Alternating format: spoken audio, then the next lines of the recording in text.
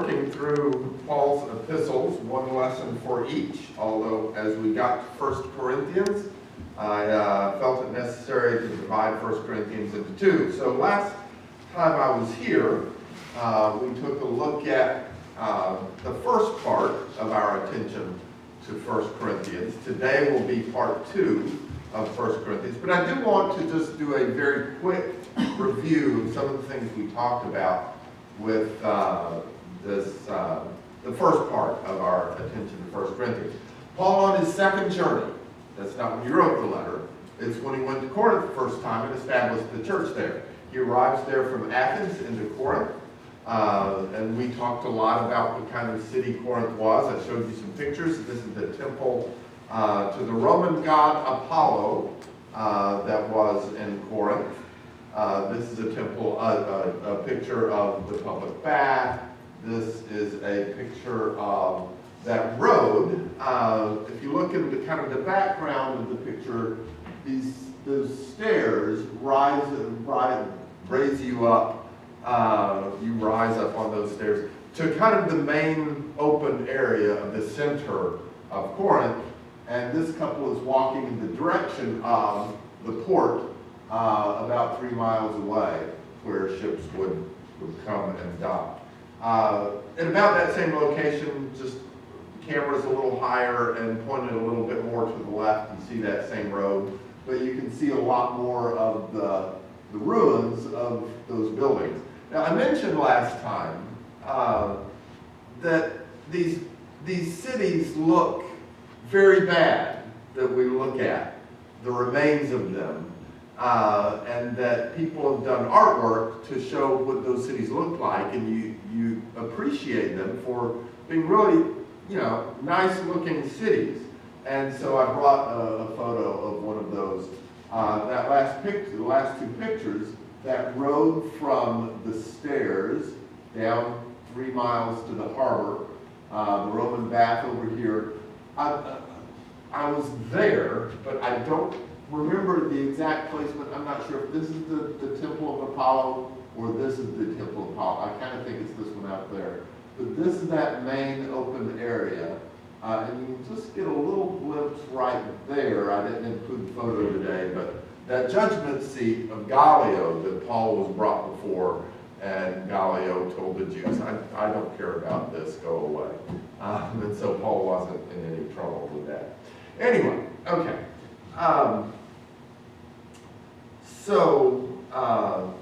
Kind of wanted to remember the next thing before I advance the slide. I don't remember what it was. Oh, yes. Okay. So he had finished then that second journey after establishing the church there in Corinth. He was there for 18 months, established the church there, finished the second journey, begins the third journey. I'm going to back this up just a little bit. Begins the third journey, gets to Ephesus, and sends 1 Corinthians over to Corinth. And so that's the letter that we're looking at. No idea where I am in my notes. Okay, so the chapters, the part of the text that we looked at last time was chapters 1 through 4. And Paul had received news from Corinth. You'll remember 1 Corinthians chapter 1, verse 11. I have been informed concerning you, my brethren, by Chloe's people, that there are quarrels among you. Now I mean this, that each one of you is saying, I am Apollos, and I have Cephas, and I have Christ. They were dividing up their loyalties to various men. Some of them thought Paul is the one to be with, he's got the right view, I'm with him. Other people felt that way about Peter. Other people felt that way about Apollos. I need to get that distinction clear between the Roman pagan god Apollo and our Christian preacher Apollos. And so this is news that Paul has received from Chloe's people. Chloe is evidently a woman in the church in Corinth, and her people, maybe herself included, have somehow contacted Paul, maybe gone over to Ephesus to visit Paul, and told him about this problem in the church at Corinth. Everybody's dividing up. those arguments and quarrels about who we should follow and who we should be loyal to. And so Paul begins this letter, 1 Corinthians, by talking about that exact problem. And he spends 4 chapters talking about that. Chapters 1 through 4 is all a response to that problem in Corinth, dividing up over fleshly allegiance to men. In the first chapter, Paul tells them, you're dividing over men, and you should not be doing that. In chapter 2, he begins chapter 2, we'll notice verse 1, and when I came to you, brethren, I didn't come to you with superiority of speech or wisdom, proclaiming to you the testimony of God. It says, I didn't present myself as someone to be followed. I didn't say, oh, listen to my wisdom. And then down in verse 5 of chapter 2, that your faith should not rest, I cannot read my Bible, that your faith should not rest on the wisdom of men, but on the power of God. But the Corinthians are putting all their stock in this man or that man, and that's the problem. And then in chapter 3, his emphasis is men are just assistants to the one that we should be loyal to the one that we should be following. Chapter 3, verse, well, I can't read my notes either, and that's just because I scribbled here accidentally. Chapter 3, verse 6, Paul says, I planted, Apollos watered. Yes, we did some work, but God is the one who causes the growth. And so you can see, Paul's emphasis in chapter 3, we're just assistants to the one our loyalty belongs to. And then finally, chapter 4, Paul, still on responding to this same problem, says in chapter 4, verse 1, let a man regard us in this manner as servants of Christ and stewards of the mystery of God. Paul said, we're just lowly servants. There's no room for pride about, ooh, I'm with Apollos. Apollos is just a servant. Paul's just a servant. Peter's just a servant. Don't get all prideful about who you're loyal to. And don't be loyal like that in that sense. All right, now, that's our review of what we talked about last time I was here in our part 1 of 1 Corinthians. So now, the rest of the letter. Honestly, I think 1 Corinthians is one of the better known letters among brethren. I think, there are solid breaks between topics in 1 Corinthians. It's easy to study. It's easy to look at this section, and okay, now this section, and okay, now this section. Paul is dealing with problems that are very applicable to our lives today as Christians and to churches. And so I think it's a letter that we've studied a lot. So I think we're pretty familiar with a lot of things about 1 Corinthians. My aim is not to go through each passage or even each chapter of the rest of this letter. I want to say a few words about the structure of a couple of parts of 1 Corinthians and kind of focus in on those parts, those couple of parts. But I will say some things broadly about just a brief summary kind of each chapter. There are 2 kinds of material in 1 Corinthians. There's 2 kinds of things Paul talks about. We've already talked about one of them, that there are issues in Corinth that Paul has found out about. In chapter 1, verse 11, it was the household of Chloe bringing information to Paul about all those quarrels and the division in the church of Corinth. But there are other issues through the letter that similarly Paul has found out about. Then there are this other kind of material in 1 Corinthians is the Corinthians have written him a letter. And they've asked some questions in that letter. Tell us what the truth is about this. Tell us what the truth is about that. And so Paul is responding to those various things. Of course, I want to kind of quickly highlight these two things. And we'll do number one first because it's number one. So number one, the issues Paul has learned about.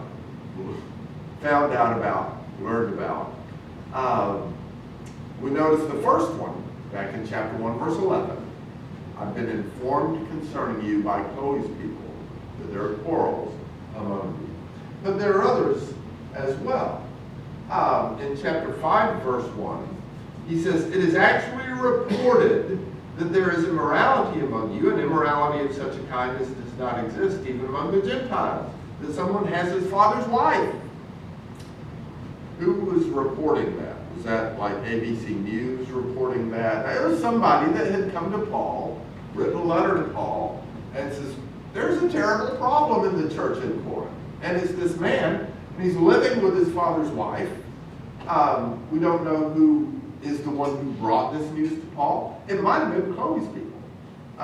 We'll get to that point in a minute. Another issue that he has found out about, chapter 11, verse 18, regarding the Lord's Supper, he says, for in the first place, when you come together, that is the right verse. When you come together as a church, I hear that divisions exist among you. And in part, I believe. I hear that divisions exist among you, so that there were some who would partake of the Lord's Supper, kind of turned it more into a meal. They would eat it before others were even there. And Paul says, I hear that this is happening there. And so he has to write to them about that issue.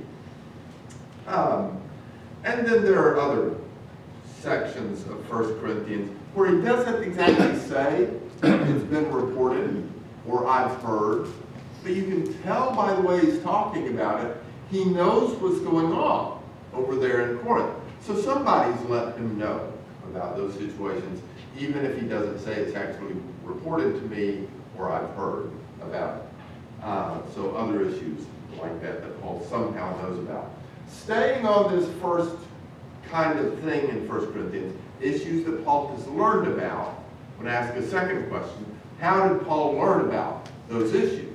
Well, we mentioned the household of Chloe, and the household of Chloe may have told him, a whole lot of things about what was going on in Corinth, and so that Paul can respond to those things. Or it might not have been Chloe who brought news of some of these things. It might have been, if you'll turn to chapter 16, Stephanus and Fortunatus and Achaicus. Who are Stephanus and Fortunatus and Achaicus?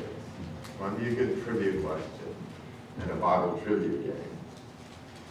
At the end of the letter, chapter 16, verse 15, now I urge you, brethren, you know the household of Stephanus, that they were the first fruits of Achaia. Stephanus' family was one of the first ones converted in Corinth.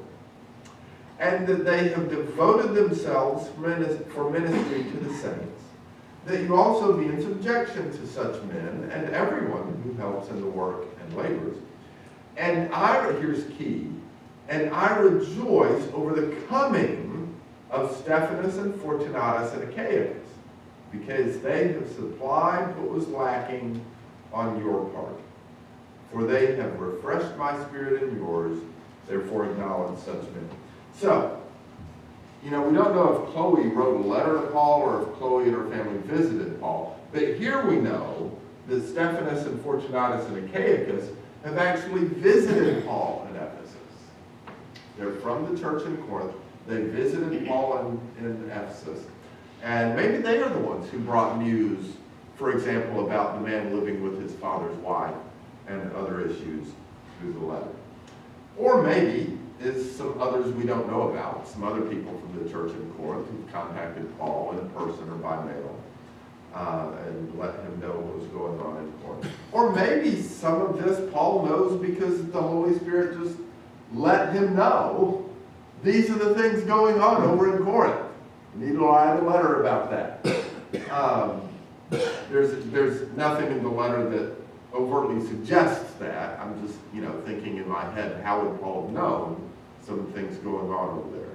Chloe's family, or these three men, or some others we don't know who they are, or by divine revelation. All right, so we've talked for a few minutes here about some of the things Paul writes about in 1 Corinthians are things that he's found out about in Corinth, and he needs to write them.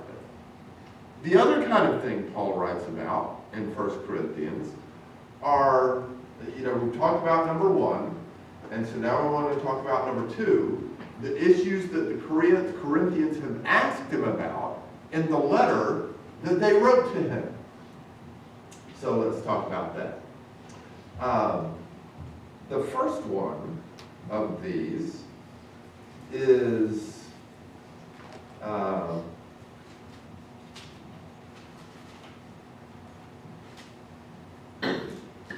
catch up to myself. Chapter 7, verse 1.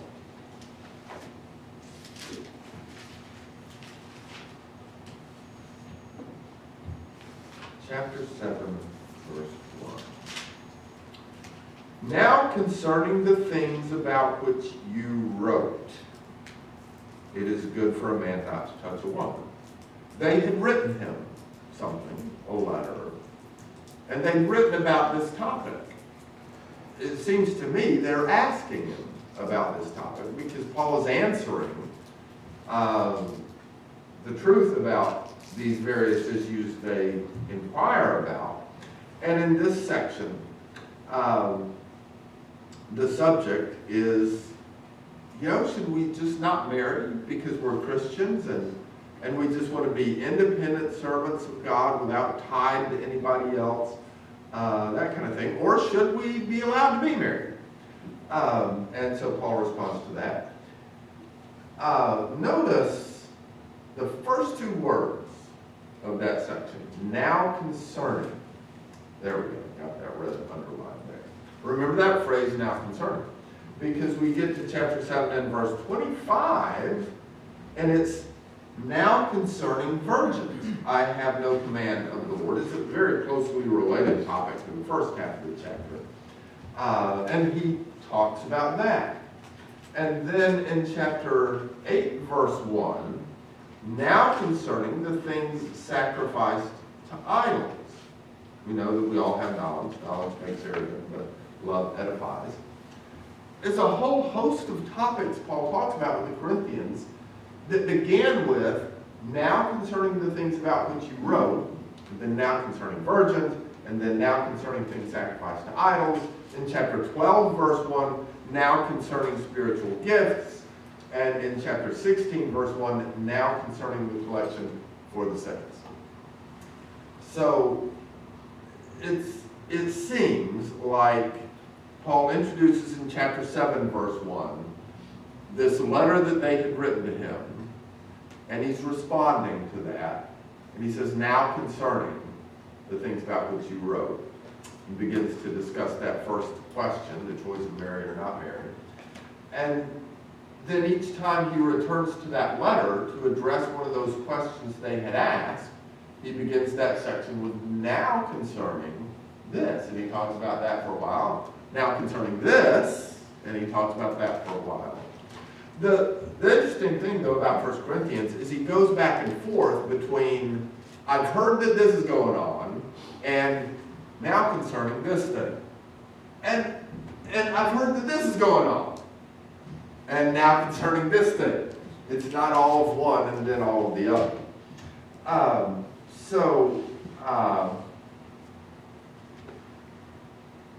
So I do want to kind of go through the flow of the rest of the letter. It's just we're going to be very brief with most parts.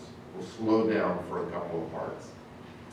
So we talked about chapters 1 through 4 last time I was here. Chapter 5, we've already noticed this passage. It's reported that there is immorality among you. And immorality is of a kind that does not even exist among the Gentiles, that someone has his father's wife. And so Paul spends that chapter, and I think you're pretty familiar with that chapter and the issues involved and Paul's counsel to them, you have to withdraw from that man. You can't continue having fellowship with that man as long as he is living in that sin. Chapter 6, this is one of those sections. It's not a now concerning section. The now concerning sections haven't even begun yet. That begins in chapter 7. But chapter 6 is not a passage where he says, it's been reported or I've heard, and yet it's so obvious that Paul knows this problem is going on in Corinth. And it is, beginning in verse 1. Does any one of you, when he has a case against his neighbor, dare to go to law before the unrighteous and not before the saints? Or don't you know that the saints will judge the world? And if the world is judged by you, are you not competent to constitute the smallest law courts? The Christians in Corinth were, they'd get upset with one another. Maybe there was an actual legal kind of issue. Maybe one had defrauded another, or whatever the case may have been. Instead of working it out among themselves and getting some wise brother in the church to kind of mediate between them, they're taking each other to the courts. And Paul says that should not be bringing your fights, your internal fights, to the courts before the Gentiles and presenting that to the world as the image of what the church is. And so he continues in this section. I want to notice verses 5 through 7. This is where it seems very clear that Paul, it's not that Paul is just writing a thing about what else would be good to write to a church. Oh, maybe they're having some fights and going to court. I'll write about that. No, it really seems Paul knows this is going on in Corinth. Verse 5. I say this to your shame, that there is not one among you who will be able to decide between his brethren, but brother goes to law with brother, and that before unbelievers. Actually, then it is already a defeat for you that you have lawsuits with one another. Why not rather be wrong? Why not rather be defrauded? Why not just take the L and say, that person got over on me, but I'm not going to raise a big stink about it. All right, so that's chapter 6. Then we have chapter 7 that we've noticed, where he introduces the fact that they have written him a letter. Now, concerning the things about which you wrote, it is good for a man not to touch a woman, but because of immoralities, let each man have his own wife, and let each woman have her own husband. Paul saw the value in being free and independent and able to go and do whenever and wherever he needed to do or be.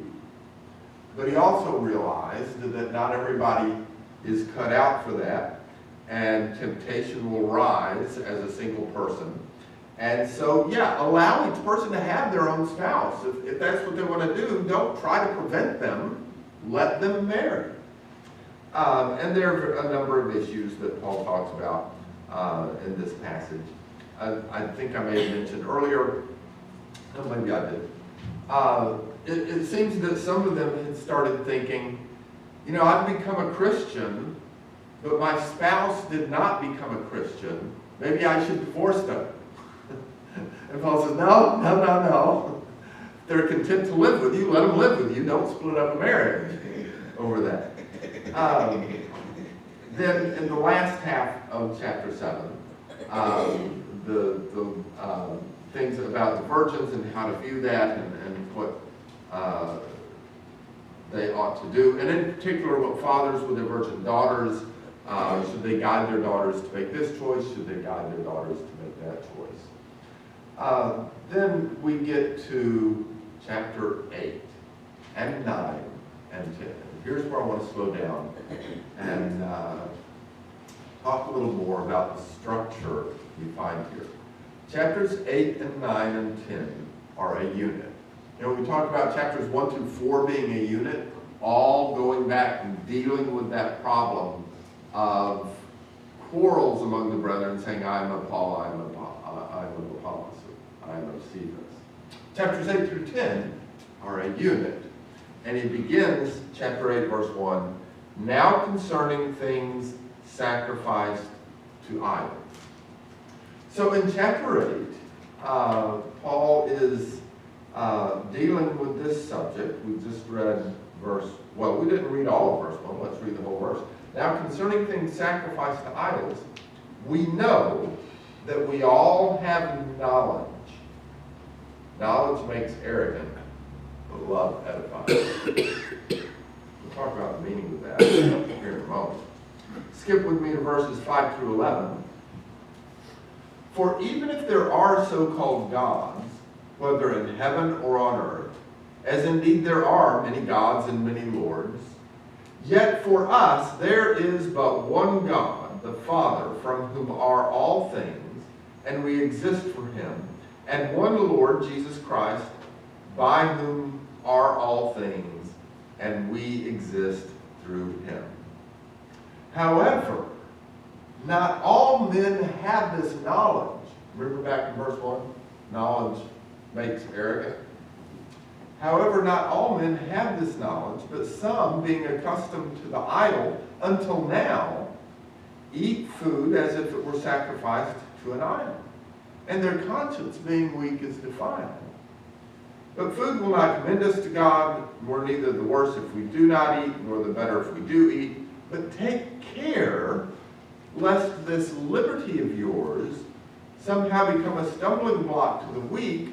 For if someone sees you who have knowledge dining in an idol's temple, will not his conscience, if he is weak, be strengthened to eat things sacrificed to idols? Paul says, we know there's only one God. We know the idols do not represent real gods. They're nothing. They're figments of people's imagination. We know that. But while that justifies the act of eating meat that pagans had kind of ritually devoted to that god, you know, you go to Kroger in Corinth, and there's beef there that had been ritually devoted to some pagan god, and now it's available for sale. Is it right to buy that and eat that? And Paul basically says, yes, it's fine, because we know that those gods are nothing. But he reminds the Corinthians, not everybody understands that. Even among the Christians, not everybody understands that. It seems to me that some of the brethren in Corinth had learned that God is the God to obey, that Jesus is our King, that he's our master, he is our Lord, and I'm going to serve this God, while they hadn't necessarily come to the full knowledge that all the pagan gods are a figment of people's imagination. And that's what Paul is saying here. For us, there is but one God, the Father. Verse 7, however, not all men have this knowledge, but they're still accustomed to the idol until now. Take care lest this liberty of yours to eat that meat become a stumbling block to the weak. Verse 11, for through your knowledge, I have a right to eat this meat.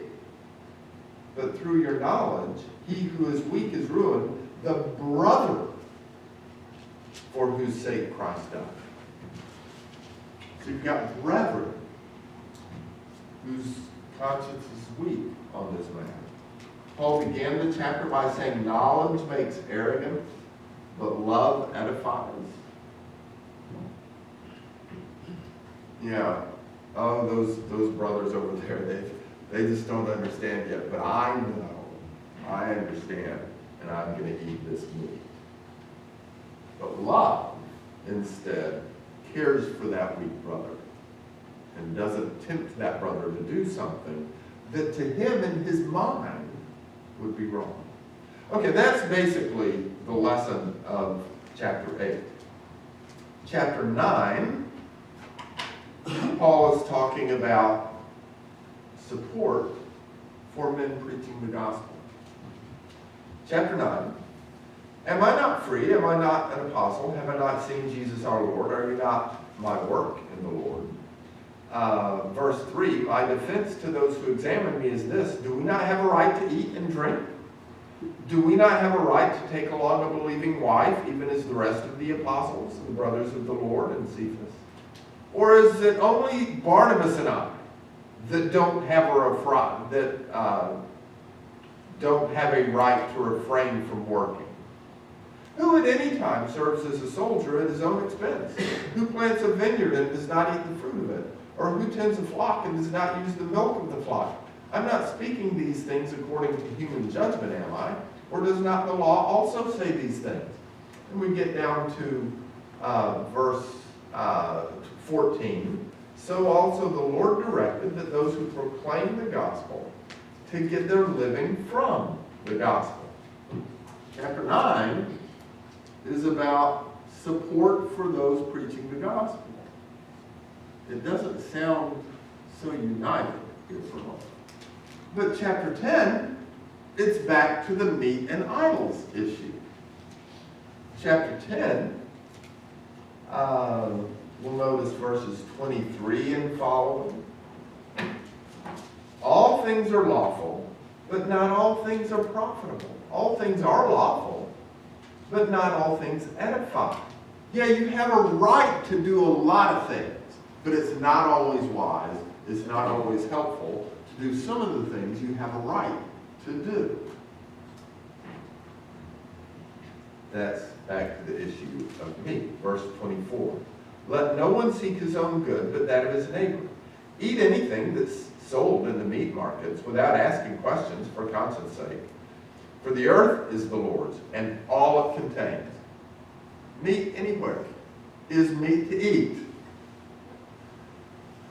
Verse 27. If one of the unbelievers invites you and you wish to go, eat anything that's set before you, without asking questions for conscience sake. But if anyone should say to you, this is meat sacrificed to idols, then don't eat. You know, your pagan neighbor who worships this god and that goddess invites you over for dinner one evening. And you go, and you're enjoying a nice steak dinner with your pagan neighbor. Don't bring up, has this been sacrificed to gods? Because then it becomes an issue. It's fine to eat that meat, but if he makes an issue of it and says, I'm so glad you could come over this evening, I'm glad I invited you, I've got this wonderful meat that was sacrificed to Apollo and it will make us in line with the gods when we eat it. Yeah, then don't eat it. Then don't participate in that. That's Paul's point in this verse.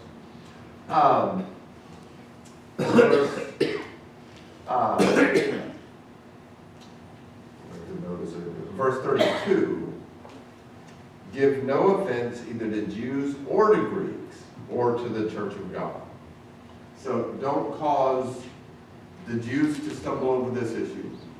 And don't cause the pagan Gentiles to stumble over this issue. Don't cause your Christian brothers who happen to be weak on the subject to stumble on this issue. Chapter 8, the subject of eating meat. Chapter 10, the subject of eating meat. And for years I wondered, why does Paul split it up like that? Why does he sandwich in between 8 and 10 the subject of support for preachers? Makes no sense to me. And I finally realized what Paul was doing. Chapter 9 about the support for preachers is intentionally put here. Paul is illustrating the principle about meat with his support.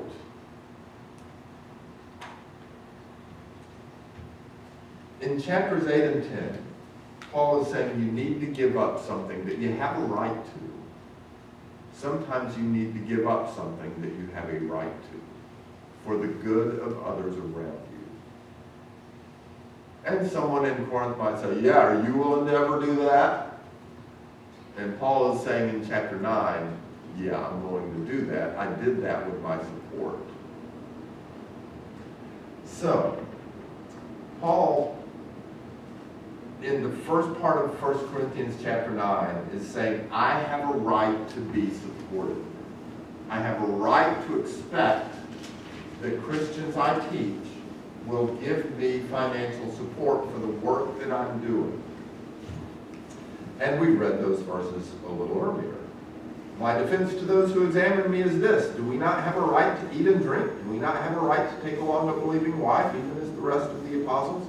Or is it just Barnabas and me who don't have that right? And he goes ahead to argue the case, and he quotes from the Old Testament to prove that. And he says in verse 14, so also the Lord directed those who proclaim the gospel to get their living from the gospel. But you know what?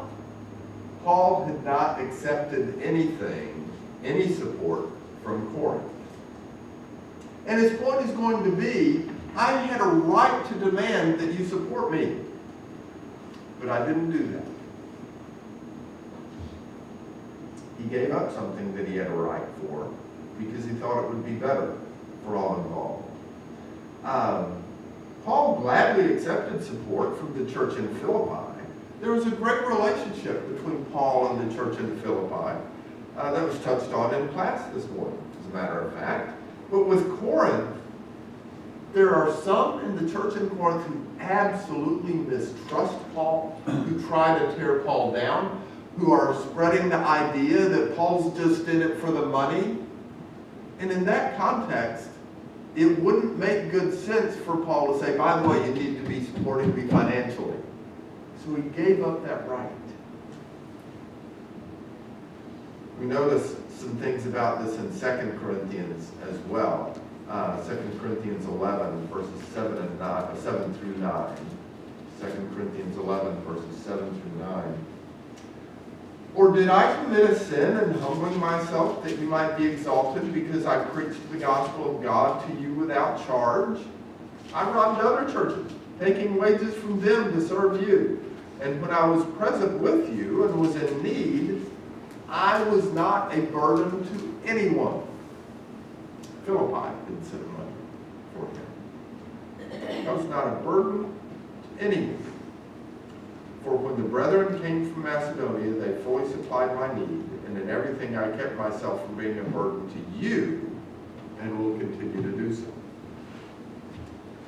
So, in chapter 9, well, let me back up. Chapter 8, he says, yeah, you've got the liberty to eat meat, but don't insist on it when it's going to hurt your weak brother. And Paul uses himself as an example in chapter 9. I have a right to demand you support me. But I'm not going to do that when it's going to hurt the whole situation. In chapter 10, still on the same subject the whole time, he's talking specifically about eating meat or not and all of that issue. Chapters 8, 9, and 10 are easy. All right, chapter 11. The first half of chapter 11 is the covering issue, the women having a covering on their heads.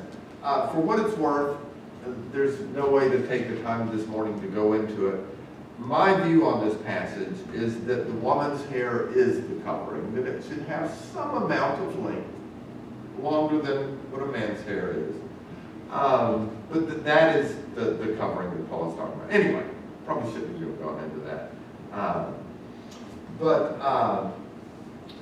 This is the one part of 1 Corinthians where it's not a now concerning the things you wrote kind of passage. But also I don't see any indication here that Paul knows that something is going wrong in Corinth, and so he has to write about it.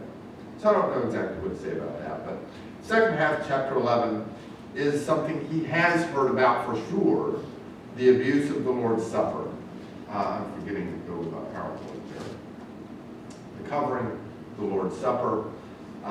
Then chapters 12 through 14 is another unit. We won't spend nearly as much time on this as the other. But it's a little bit similar to the other. Chapter 12 is about spiritual gifts. Chapter 12, verse 1. Now concerning spiritual gifts, brethren, I do not want you to be unaware. You know that when you were pagans, now I'm going to skip that verse and go on to verse 4. Now there are varieties of gifts, but the same Spirit. These are the spiritual gifts, the miraculous things that Christians were unable to do when the apostles laid hands on them. Down to verse 14. For the body is not one member, but many.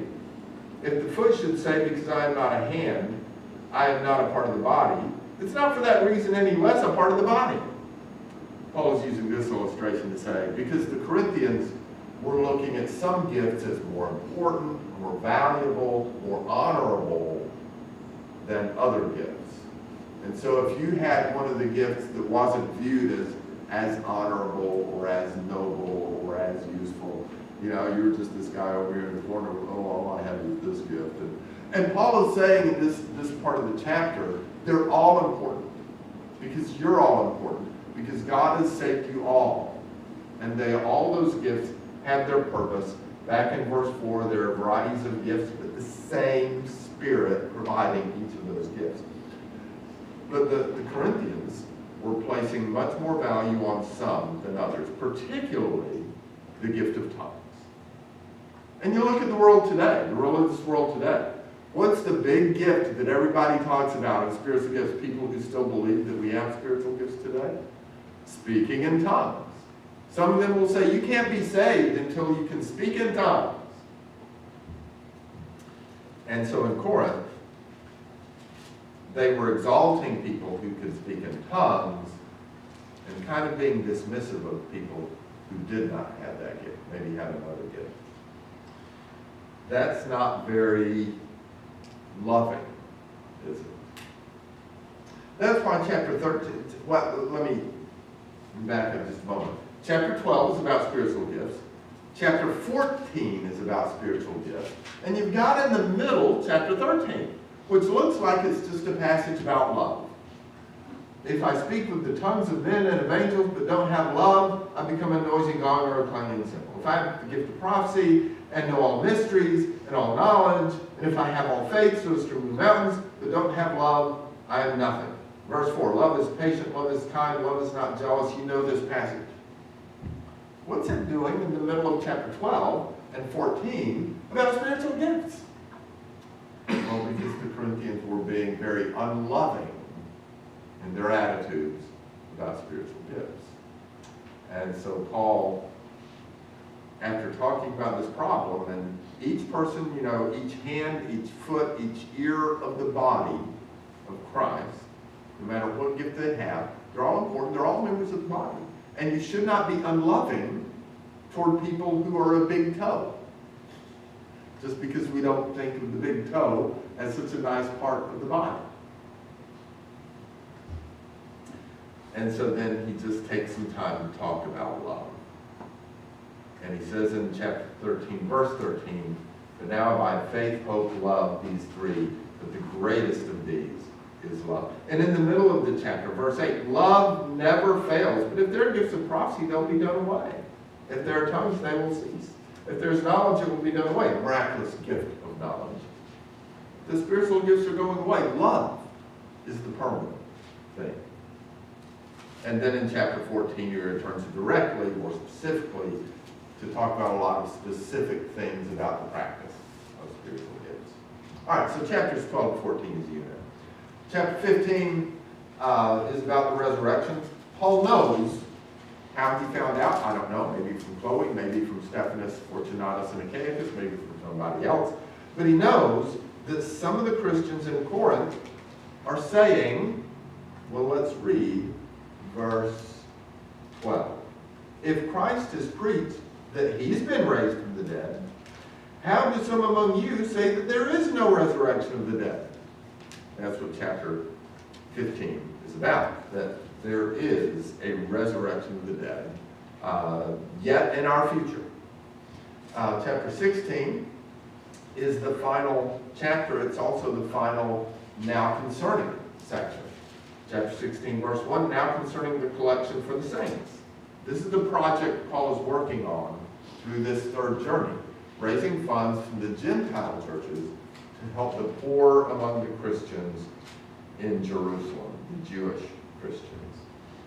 And so he's talking about that collection, and then finally, in the last part of chapter 16, some greetings, some arrangements, his plans for travel, and that's 1 Corinthians. And I hope that gives you a little bit more hands-on kind of thought about the overall letter and how the letter looks overall. In a moment, we're going to stand and sing our song of invitation. And if you are thinking about your life and knowing that you need help, maybe help from brethren here, maybe help from the Lord to finally be forgiven of sins by repenting of them and coming and being baptized in Christ. If you need something that we can help you with, please come as we stand up.